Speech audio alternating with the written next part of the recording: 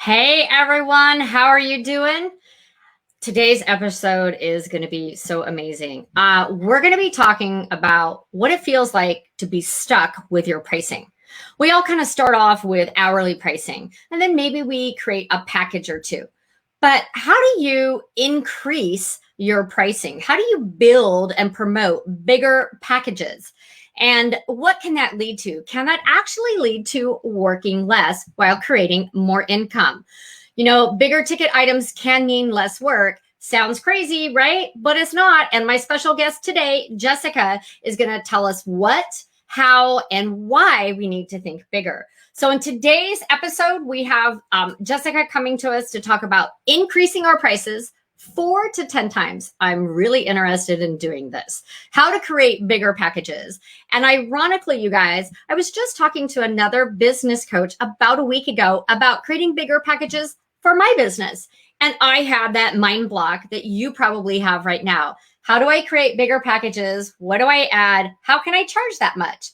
I'm super excited for today's guest because it's really top of mind right now with my business. And then we're going to be talking about how to find the best clients to work with. And finally, how you can work less and have a bigger impact. And you guys, I want to encourage you that even through this pandemic, we should be working on growing and scaling our businesses. Now is not the time to sit down, curl up in your bed, unless you absolutely need to. And we all have those days. But I'm a firm believer that right now is the time to grow your business, scale your business, and really plan out the next 6 months. So if you're with me, give me a thumbs up, give me some hearts. I'm going to check some comments here before we bring Jessica on. So you guys, I'm Fain Brandt, the CEO and founder of the LinkedIn Bakery, where we serve up bite-sized tips so you don't get overwhelmed. And this is bite-sized tips for busy entrepreneurs, where I bring experts in to talk to you about different industries, different topics, different platforms, and different business strategies. If you like this show, please show it some love and subscribe to my YouTube channel if you're over there watching.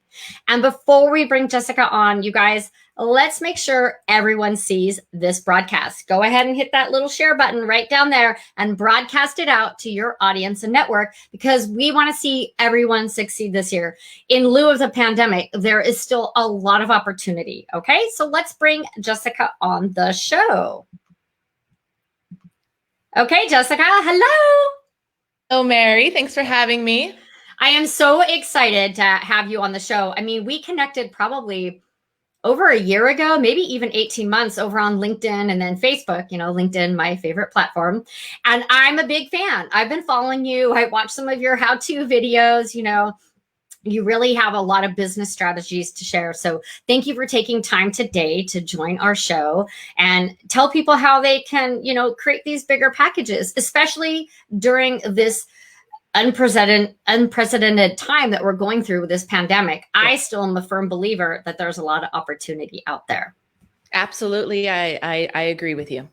So before we get started, I'm going to check some comments over here, you guys. So if you see me looking this way, it's because I'm over here checking the LinkedIn comments, because we can't see them with the streaming tools that I use. Not yet. One day they're going to be all in one place. And Jessica, why I do that? Why don't you go ahead and tell the audience, what your background is and how you got started and what you love about the work that you're doing? Absolutely. Thanks, Mary. Well, I am a business strategist and growth expert, and entrepreneurs come to me when they are really ready to break free from that income cap, break free to that next level of success. And what we do is help them build expert authority businesses and put the tools and resources, systems, and marketing in place for them to scale to 7 figures and beyond. And really what drew me to this work was my background was in business. I actually helped build multiple startup companies. I was doing agency done for you type work. And I had many of my peers saying, how are you doing this? How are you building your business? I'm a single mom. They saw me living the dream, so to speak. And they said, can you please show us doing this? And that's when I started actually others how to successfully market themselves online, how to package up their genius, how to position and message who they, the value they bring in the marketplace. And I've been doing that ever since. Today, I have a thriving consulting practice. I work with people from all over the world, and we train them through our expert accelerator methodology. I love it. Okay, I was just checking all the other platforms. We got a few people tuning in, and I was making sure we had sound everywhere because I don't know about you, Jessica. We're professionals. We do this all the time, but I still get nervous that technology is not going to be my friend, right? So I'm over here making sure that people can see us and people can hear us, and it's not just the two of us having a conversation. Although that would not be a bad thing because you are an expert in what you do in this business growth and strategy. And I know you've worked with thousands of people, helping them to scale their business and helping them to, I want to say, have a different mindset, right? Yes. Yes, awesome. Absolutely. So we have 3 hot topics that we're going to talk about, and I'm a yes, yes, and yes on all 3 of these. So I'm like probably going to be like here taking notes because I think that what we're going to talk about is on everyone's mind, right? How do we grow our business? Especially, is this the right time to grow our business? And I'm a big yes, it is the right time because it takes time to grow your business. So yes. Right. So if you want a bigger package, if you want to launch a bigger package, we might be in the middle of this pandemic session right now, but this is the time to create those packages, test those packages and launch them, right? It's always a good time to launch. Always a good time. So let's dive into the first topic that we're going to go over, and that's how to increase your prices 4 to 10 times. And I want to know, can you share with us where people usually get stuck and the number one mistake that you see, with the people that you work with? Yeah, I mean, I feel like it's twofold. Number one, people are either coming forward with that, I'm a task person, I'm going to bill by the hour, I'm going to submit an invoice at the end of the month and you're going to pay me. And what I found time and time again is that with the amount of hours that you have in a day, that you tend to cap yourself at between 60 to 75,000. Plus, there's a psychology to submitting an invoice, to submitting those hours. From a consultant perspective, you're not seen as the expert, you're seen as a task person. So really important, we've got to break out of the billing by the hour model. The second phase that people come to me in is that they have had success switching over to a package model, but they're still drastically undercharging for the value that they bring to their clients' businesses or lives. So maybe they're selling $1,500 or $3,000 packages, but really they want to be able to sell 10,000, 25, 50,000. And one of the biggest pushbacks I get is, hey, I'm struggling to market and sell my services for $1,500. How on earth am I going to sell it for $25,000? And so my first thing I would say to you is, if you're not marketing to people that can afford your services at a higher price point, then market to people who can. There are so many business owners who are happy to pay you a lot more money. The small business market alone has huge untapped potential and oftentimes can't afford the big consulting companies. So there's a real need for coaches and consultants in the small business world. That's good to know. I don't think a lot of people realize that. So, the coaches and consultants, we can go in and tap into those markets, those clients then. Yeah, absolutely. You can tap into companies you're earning $1, $3, $5, $10 million. There's so much opportunity. So market to people who can. Number 2, people often say, hey, these people are giving me the story of I don't have the money, but I know they do because they buy nice handbags and they have a vacation home on the lake. And if you're running into that issue, we don't want to throw the baby out with the bathwater. It's not that, these people are giving you, a story, a line. It's just that you have a positioning problem. They don't see you as the expert. They think you're cool. They might say, hey, I like watching Mary. I love your content, but they don't see you an actual mentor and that I want to pay them to get me to that next level. So oftentimes people have a positioning problem. So we need to work on your positioning. We need to work on your messaging. We definitely need to work on your messaging. The goal of your messaging needs to be to repel people that are not your ideal clients. And when Can I interject right there when we're talking about, I love that. I'm putting a note. Do you have a positioning problem? I think that is a very strong quote that we all need to ask ourselves. But you talked about messaging, and there are certain people, they send me an email and I'm like, I read that email from top to bottom. because it's so engaging and it's like she's talking to me, right?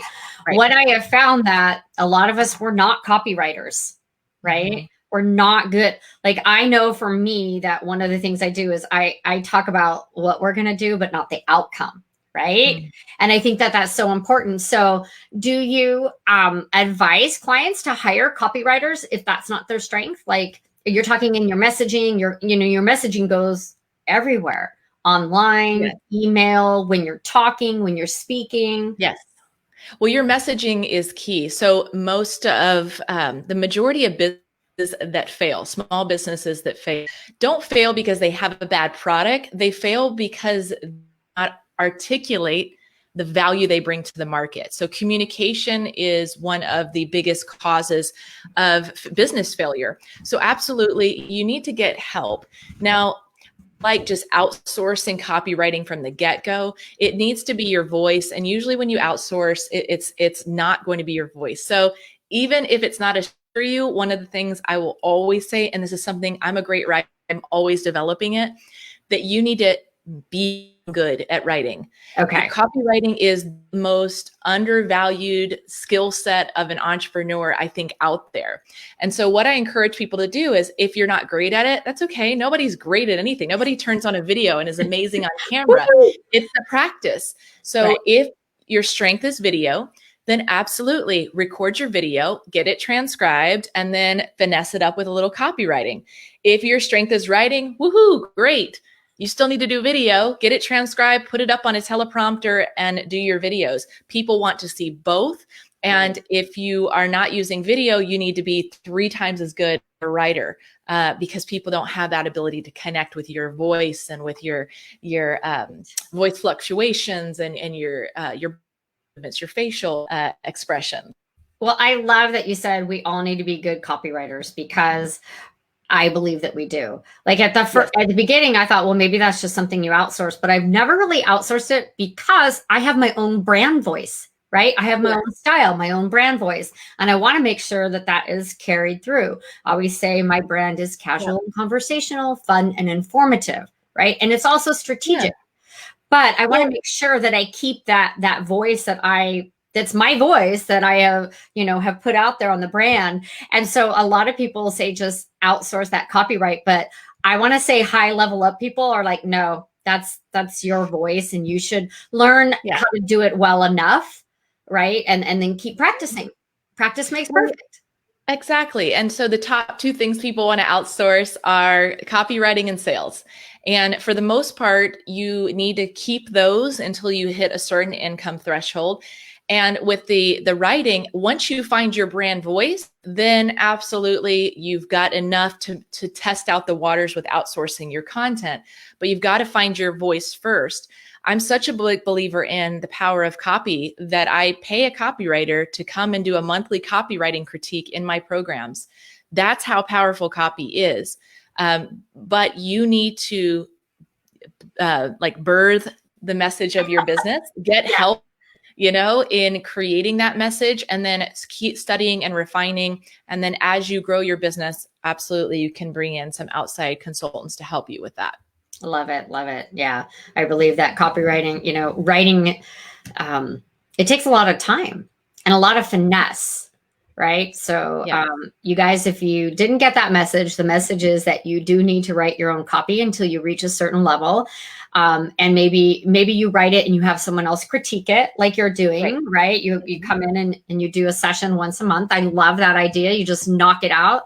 But that's definitely something that I'm working on for this year is creating hotter, I want to call it hotter copy, right? Like copy that pops. Sexy copy that are like, people are like, what is this? I need it now. Sign me up. Here's my credit card. Or I want to work with you for the rest of the year, right? I am working on that process myself. So you guys, we're all a work in progress. And I want to honor where you're at right now, but I also want to kick your butts and tell you to keep working on yourself and your business. So did we cover everything about the 4 to 10 times, like how do you move? What do you add to packages? Like, do you have any real life examples or anything that you can share with us? Well, remember that your program really needs to be outcome based. And so you want to build in a ton of value, and you also want to attach outcomes that are so high, it makes your offer irresistible. So even if it has a $25,000 price tag, people say, yeah, that sounds reasonable. And that's actually what you want. And so sometimes I get pushback from people who say, I'm a relationship coach, or I'm a healer, or I'm an executive coach.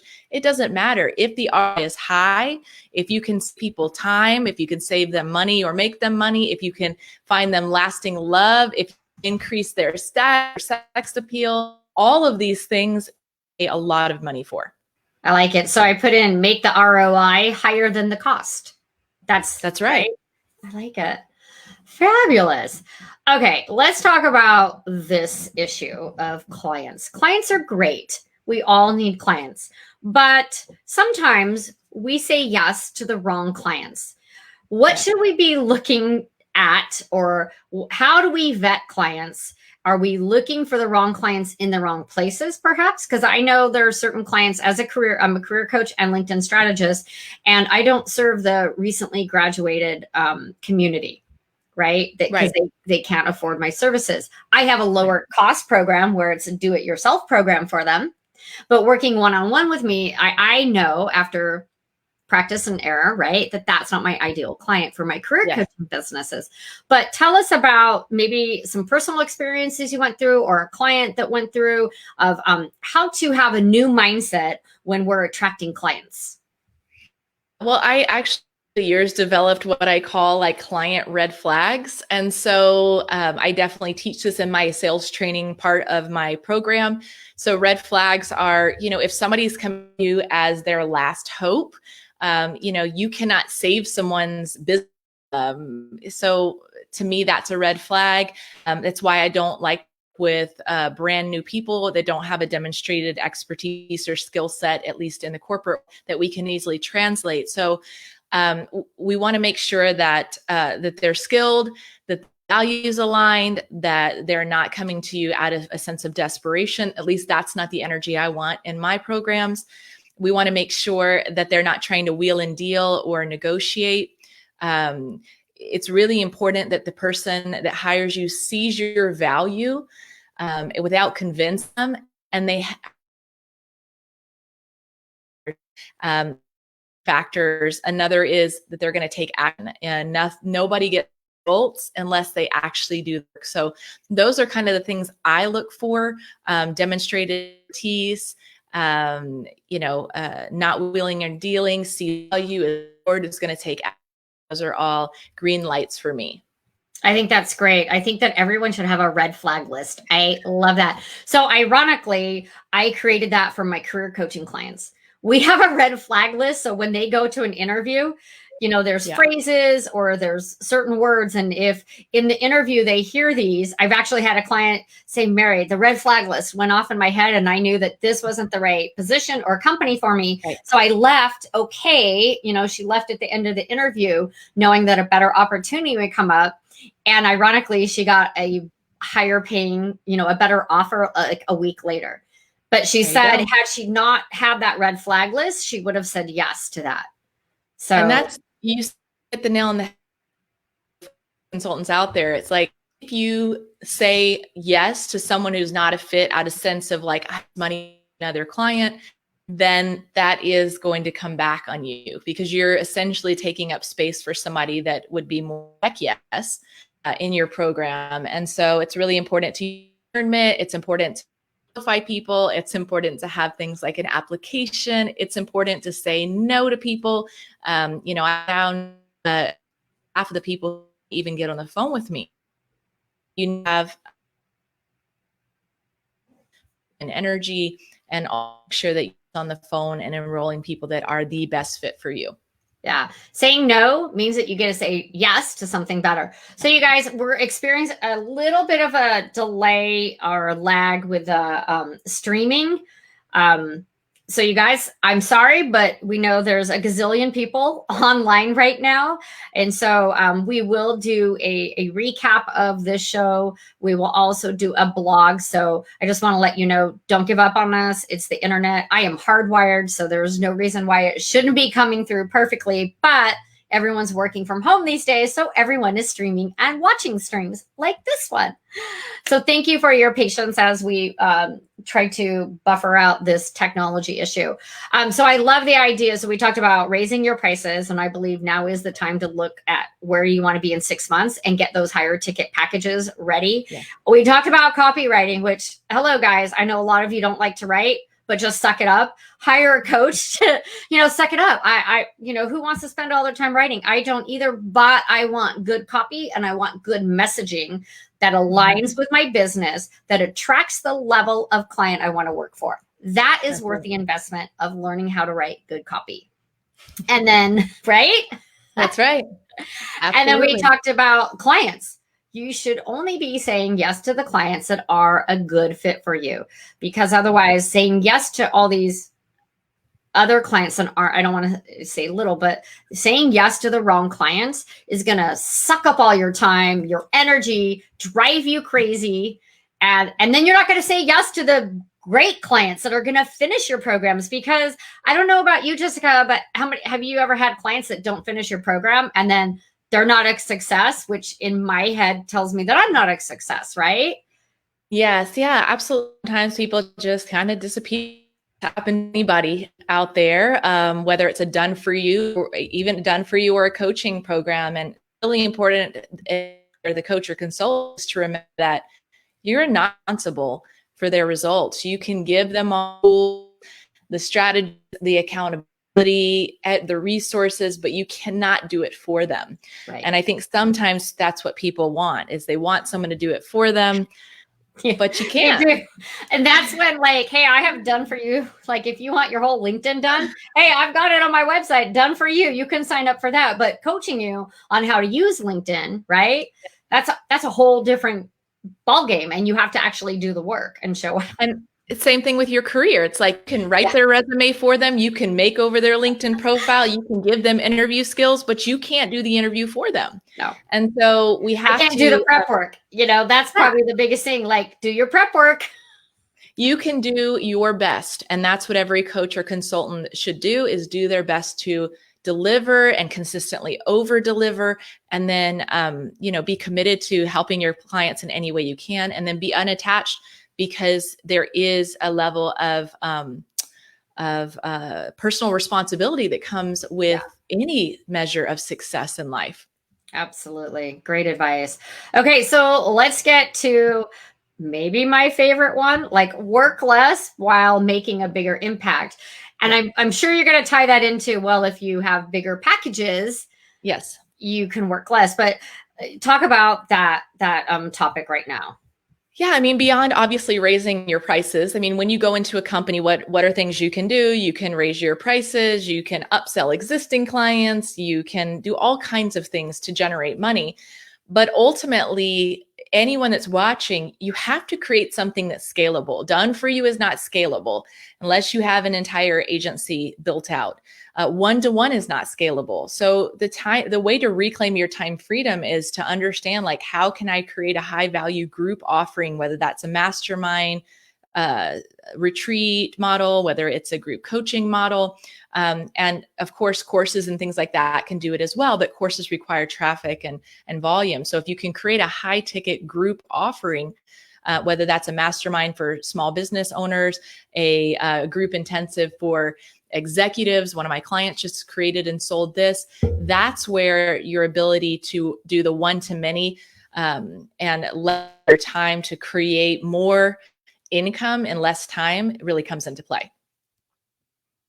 Yeah, the one-on-one is great when you're starting off. Yes. I believe that it's where you should start off, because you're honing your skills, you're figuring out your packages, who your ideal client is. So that is where most of us start off. But courses are great, but you have to drive the traffic. And I believe the bigger packages, higher ticket package, right? Working with someone longer, I think that is where you can really scale up your business. So I love everything that you're saying. I'm on board. Yes, yes, yes. Let's do this in 2020. Pandemic or no, we're all going to kick some butt, scale our businesses, and work less. That's my motto for the rest of the year. Awesome. Love it. You got to believe it, right? I'm a firm believer. Right. Like, say it out loud, claim it, and make it happen.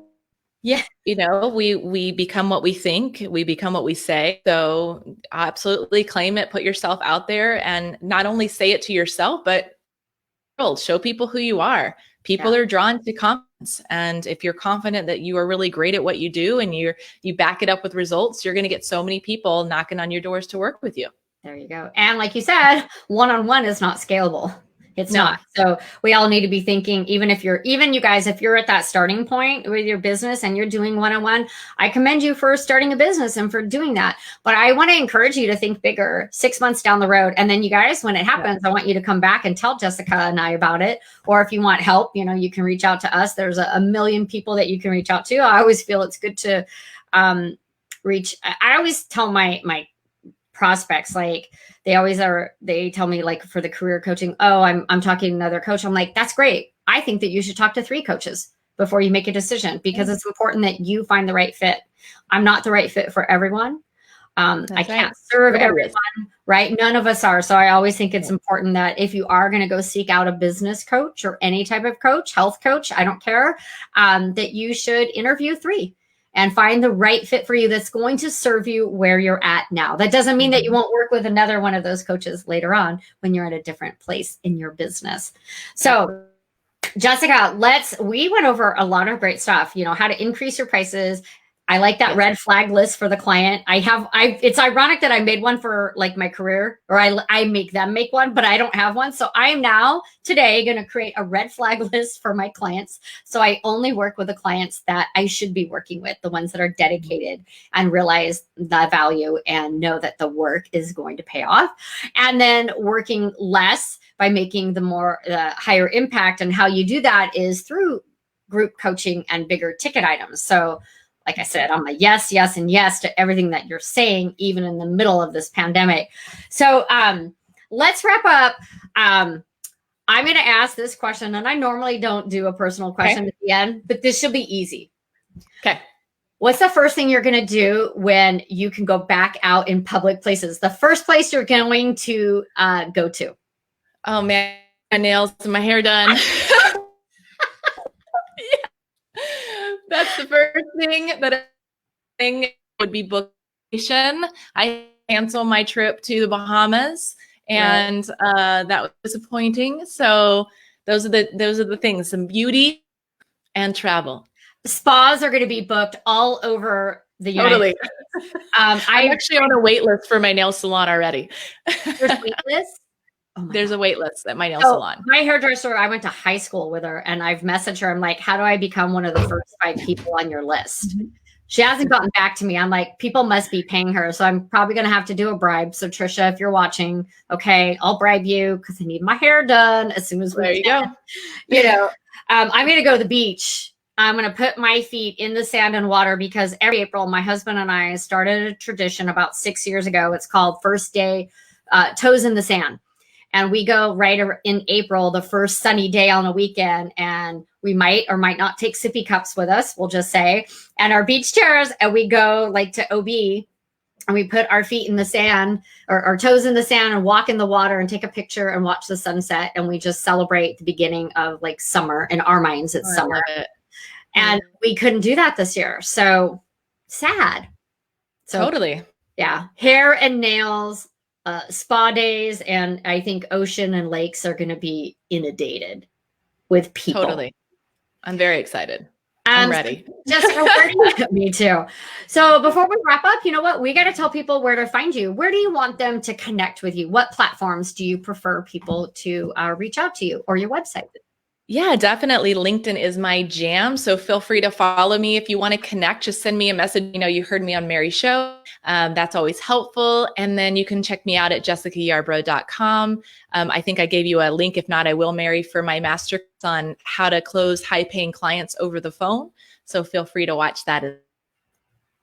Yes. Thank you for that freebie. We are going to put that up on all the different platforms so you guys have access to Jessica's freebie. So you definitely want to take that up on that. If you like the show today, you guys, give us some love on all the platforms. But most of all, I'd love for you to connect with me on LinkedIn. If you're a new viewer, please make sure that you send me an email, because here's your LinkedIn pro tip. If you really want to connect with someone, you've got to send them a message of why you're connecting. You have a 53% higher acceptance rate. And right now I have 715 requests to connect. So in my inbox. So I only connect with those that are sending me a message, unless I recognize them from either a show I've been on or an event I've been to.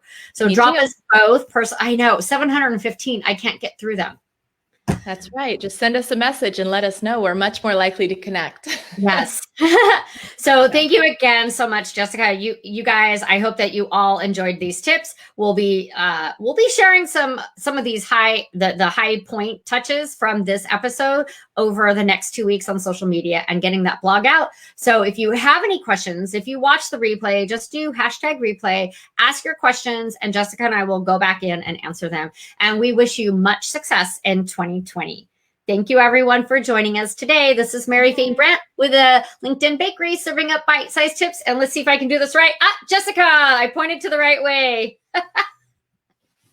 Okay, guys, take care. Bye.